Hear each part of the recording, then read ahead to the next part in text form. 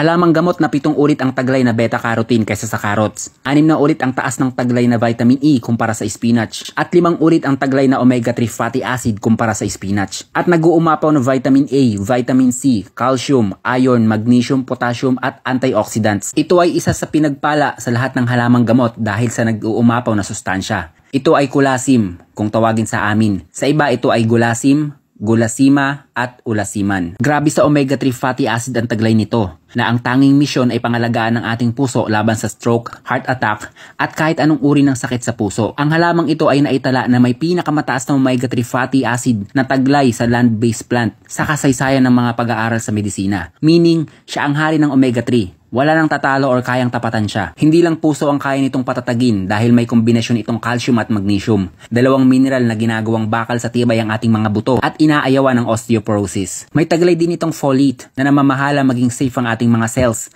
laban sa banta na sisira dito. Punong-puno din ito ng beta-carotene, isang mataas na uri ng antioxidants.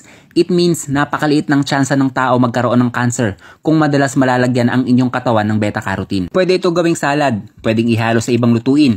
Pwede din pakuluan lang at kainin ang dahon, tangkay at inumin ang sabaw. Medyo bitin no? Sobrang dami pa nitong taglay na sustansya. As in maraming marami. At yan ay 1 minutong dagdag kaalaman galing sa isang magsasaka.